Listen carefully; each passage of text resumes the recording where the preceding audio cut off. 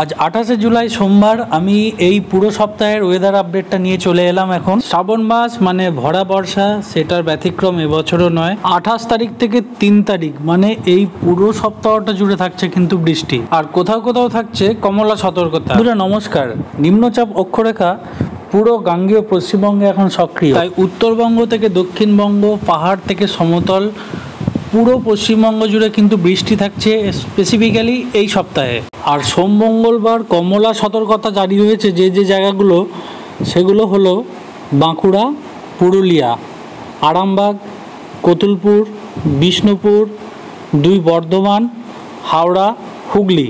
এছাড়া ভারী থেকে অতি ভারী বৃষ্টির সম্ভাবনা কলকাতা এবং কলকাতার পার্শ্ববর্তী হাওড়া এবং 2 চব্বিশ পরগনা, সাথে 2 মেদিনীপুরে। পাহাড়ের দিকে এবং উত্তরবঙ্গে এখনই বৃষ্টিটা নেই, কিন্তু বৃষ্টিটা আছে। আগে দক্ষিণবঙ্গের রেসটা কিছুটা কাটলে আরম্ভ হবে উত্তরবঙ্গ এবং পাহাড়ের দিকে। এই সোম মঙ্গল পেরিয়ে গেলে শনিবার অবধি, মানে বুধবার থেকে শনিবার অবধি মাঝারি থেকে ভারী বৃষ্টি পুরো দক্ষিণবঙ্গ জুড়েই হবে।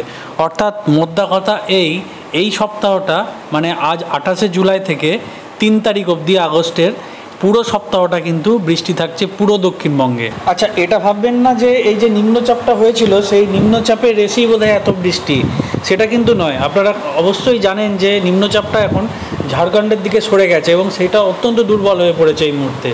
এইটা যেটা হচ্ছে, এটা হলো এই বর্ষার মৌসুমি যে অক্ষরেখা, সেই অক্ষরেখার জন্যই যে ভারী বর্ষার বৃষ্টি, সেই বৃষ্টিটাই কিন্তু এখন হচ্ছে এবং সেই বৃষ্টিটাই এই সপ্তাহ জুড়ে হবে। এবার কিছুটা পরিবর্তন হতে পারে।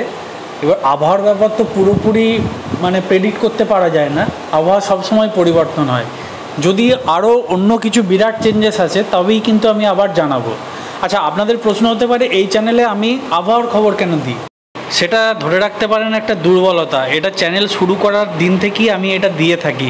ঘূর্ণিঝড় বা আবহাওয়ার বিরাট কিছু চেঞ্জেস এলে ভিডিও আসে। তো বন্ধুরা জানাবেন কমেন্ট করে কেমন লাগছে ভিডিওগুলো, আর লাইক, শেয়ার, সাবস্ক্রাইব করে আমাদের পাশে থাকবেন। টাটা।